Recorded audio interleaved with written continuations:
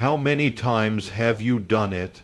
How many times have you found yourself in that exhausting, soul-crushing place of laying your entire heart out on the table, explaining your intentions, defending your character, arguing your case, only to be met with a blank stare, only to be met with silence, or worse, that polite, empty nod of indifference?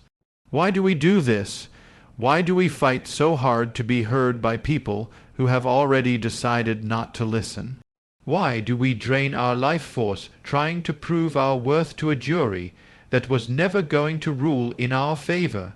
We bleed ourselves dry for a single drop of validation, a single moment of being understood, and we're left with nothing but the echo of our own desperate voice in an empty room.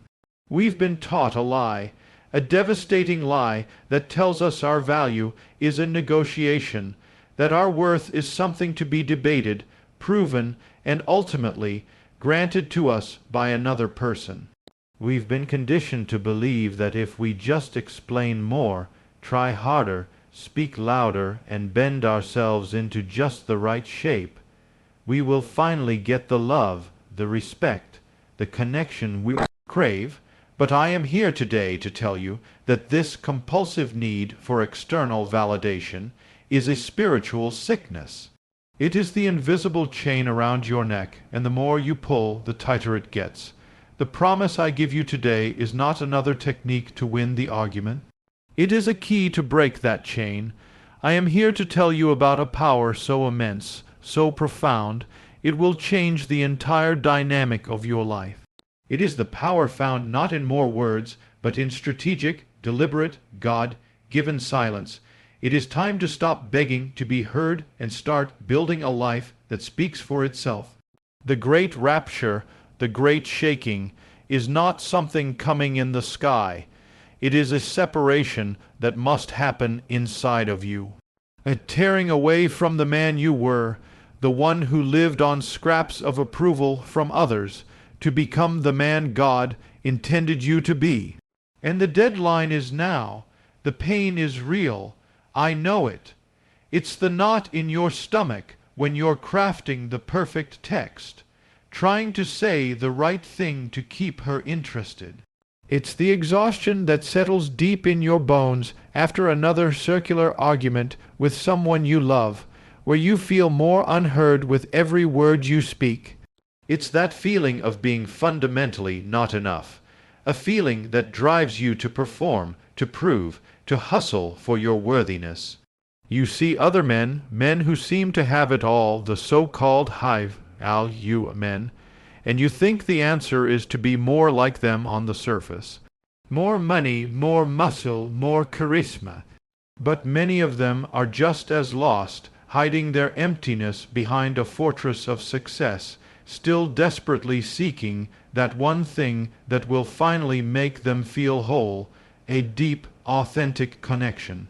And you, the man who feels everything, the man who wants that deeper purpose, you are caught in the crossfire. You feel like a failure in a world that rewards shallowness, and you feel lost because the very depth you possess feels like a liability. You over-explain your feelings because you want to be understood. You defend your vision because you want someone to see it with you. You pour out your energy, hoping someone will finally see your value and reflect it back to you. This is the flawed mindset we've inherited. A mindset born of loneliness, of societal pressure, of a deep and primal fear of being abandoned. We mistakenly believe our value is a reflection in someone else's eyes. So we hold up a mirror to everyone we meet, begging them to show us a king, only to be shown a jester time and time again. But what if you put the mirror down? What if you turned away from the unhearing ears and the unseeing eyes? This is the turning point. This is the revelation. This is where you reclaim your power. I'm talking about strategic silence. This is not the silence of weakness. It is not being passive. It is not the pout of a child who didn't get his way. This is the silence of a king. It is a conscious, active, powerful choice. Think of it as energy conservation for your soul. All that energy you spend on fruitless debate, on desperate explanation, on defending your honor, imagine if you took all of it back. Strategic silence means you no longer argue with people who are committed to misunderstanding you. Their minds are made up, and your words are just fuel for their fire. You will let their narrative about you exist, and you will be at peace because you know the truth. You will not try to force it upon them.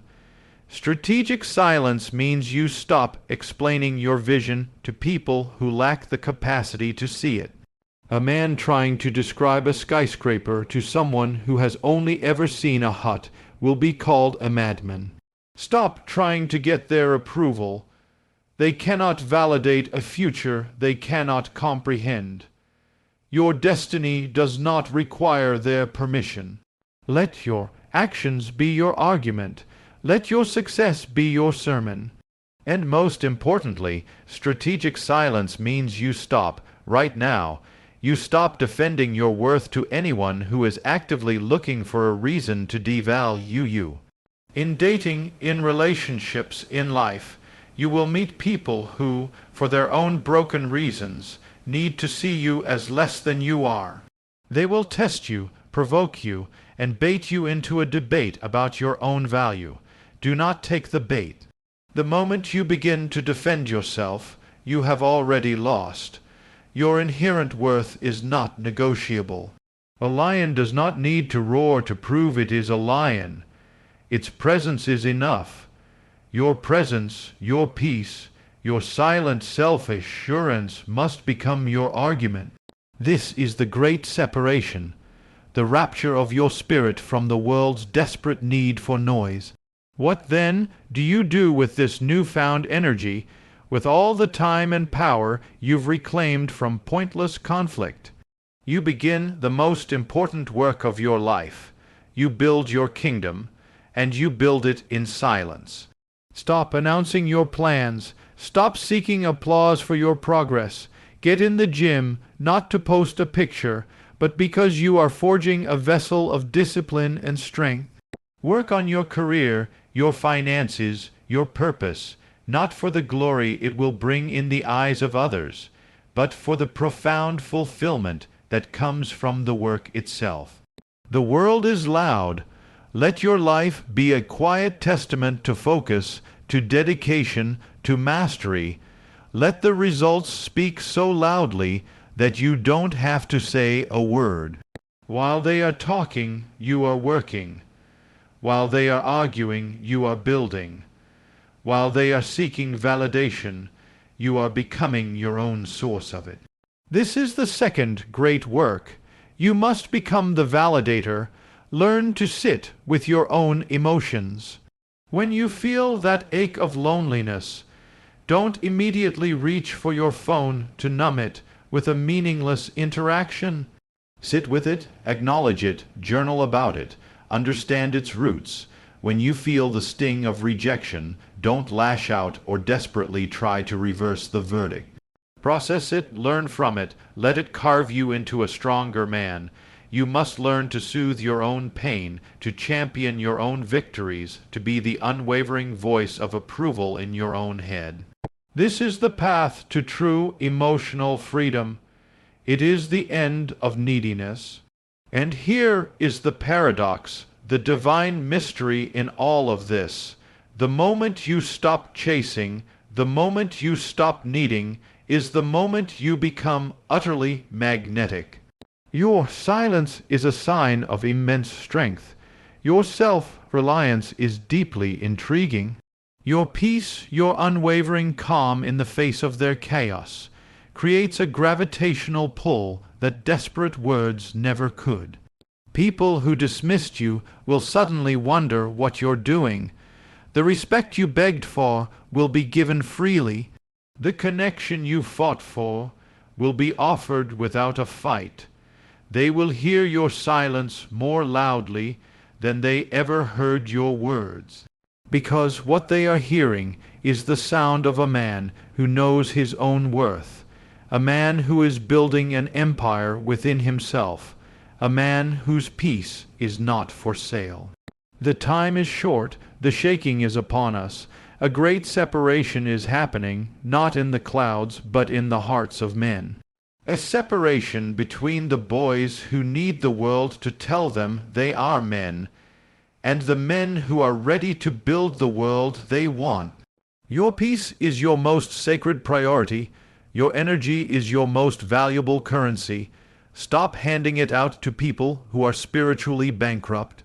Stop investing it in conversations that yield no return. The next time you feel that fire in your chest, that desperate urge to explain, to defend, to prove, to beg to be understood, stop. Take a breath, let the fire burn, but use it as fuel, not as a wildfire that destroys you. Choose silence. Choose peace, choose yourself. Tonight I challenge you, make a vow to yourself. Let this be the last day you argue for your own value. Go and build your life. Build it with your hands, with your focus, with your heart. Build it in the quiet dignity of a man who has nothing to prove. The right people, the ones who are meant for your kingdom, will find you, and they will not need an explanation. Your silence will be the only language they need to hear.